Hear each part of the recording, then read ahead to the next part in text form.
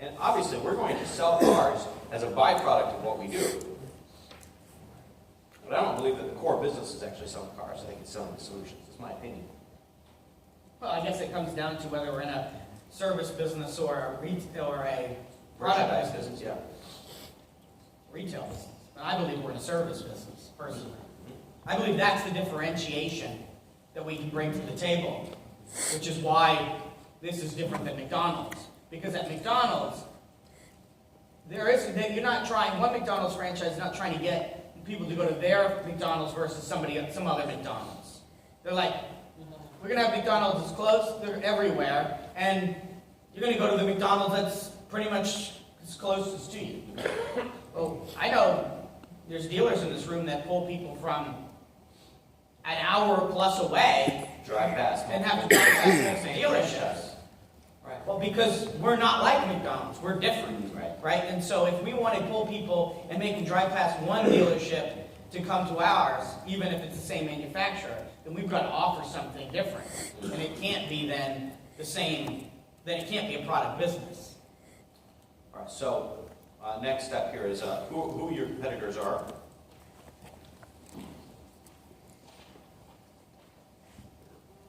And I would caution you that they may not be, the obvious answers might not suffice here.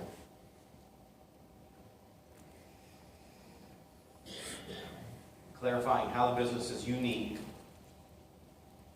right, and what the business plans to achieve. So, this is an interesting list to look at and wonder, do the people working in the organization at all levels understand these? Do they have the answers to these questions? Could you ask them these questions and get reasonable answers back? Okay. Worth a test. Yeah. Who's responsible for what? Final item on the list. Bet in most organizations, if you ask who's responsible for what, you'll get differing answers, which is a problem, because if people can't agree on who's accountable for yeah, who's accountable, how can you hold anyone accountable? If he says, well, I thought she was doing that, and she says, I thought he was doing that. All right. Step 3 of this organizational leadership piece is to over-communicate the organizational clarity. So healthy organizations align their employees around organizational clarity by communicating key messages through. By the way, look at that, it says over-communicate. So, it could be said, by the way, that the advertising, the 400 GRP advertising approach is over-communicating. Because that's what it takes. Yeah, but would anybody here disagree that it works incredibly well? So for that advertising to work incredibly well, we have to over-communicate the message. Well, the same is true. You need 400 GRPs in the business. Inside the organization, you need the same 400 GRPs. Which 400 GRPs could be broken down to 100% of the audience hears the message 4 times every week. So interesting to look at that. Are the people inside our organization hearing a key message? Is everyone in the organization hearing a key message 4 times every week? I'll tell you what, those who have followed along in the progress we've made in moving our own office, the biggest reason we needed, bigger than being out of space, because we probably could have found more space to put people in, the biggest reason we needed to move was that our office was in 3 different buildings spanning 3 different floors.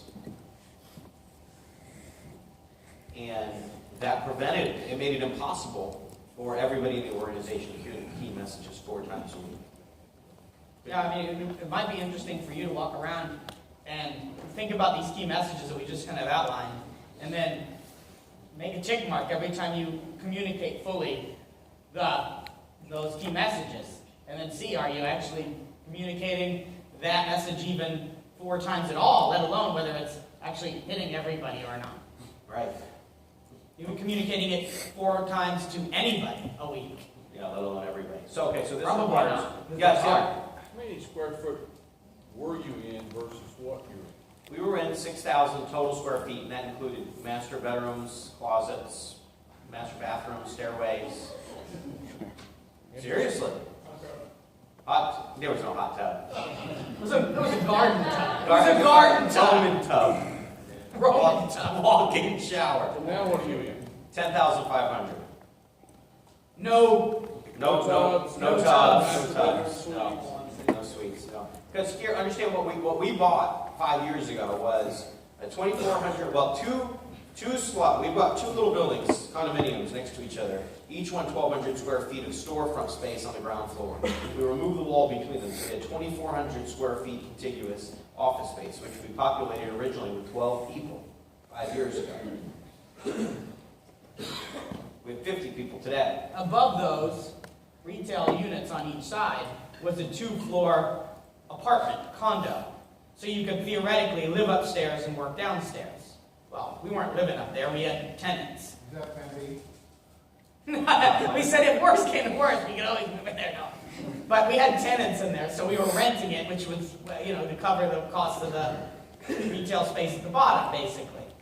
And, but quickly, we needed more space, so when one of the tenants left, we moved people upstairs. We converted it to an office space, painted it the same, and tried to keep the look and feel the same, so it feels connected. Put an office carpet. Put an office carpet, and that matched kind of the flooring downstairs, and put people up there. Well, then the same thing happened a year later. We moved to the other side and put people.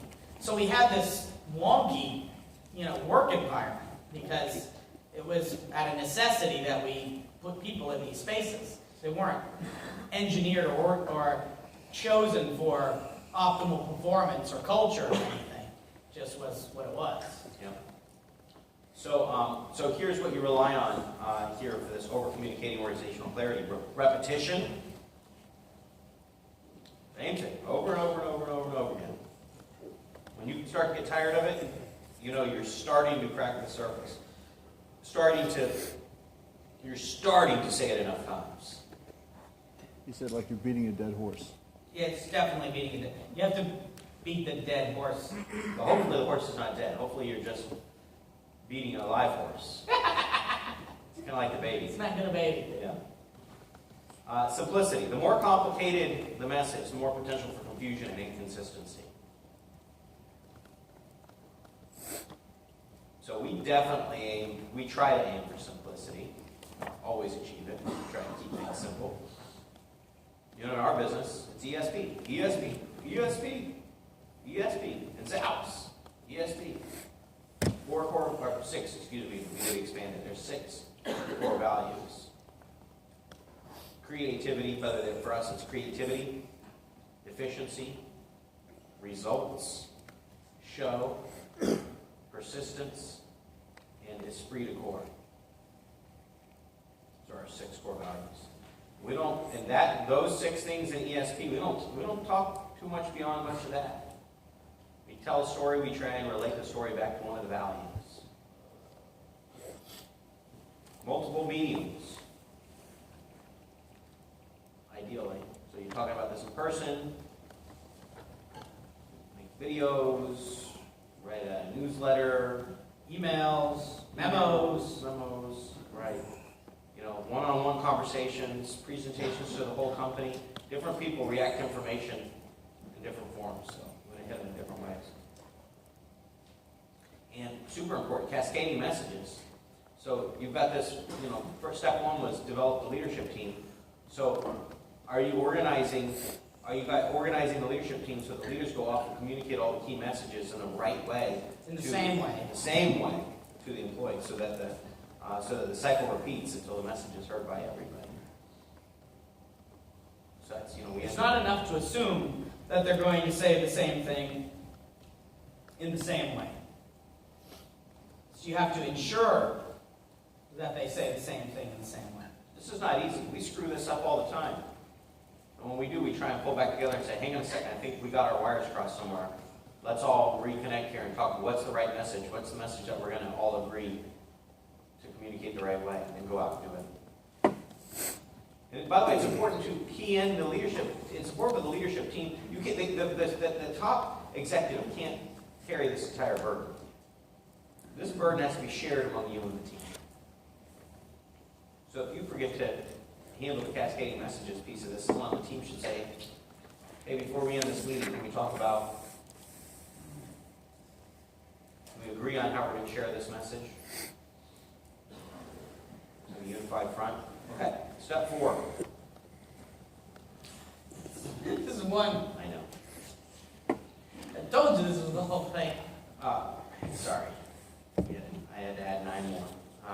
reinforce organizational clarity through human systems. So organizations sustain their health by ensuring consistency in hiring. So I'll tell you, we have in our organization now, we know that the most important element of working out in our organization is cultural fit. Cultural fit is much higher on the spectrum of deciding whether or not someone's going to work here or not.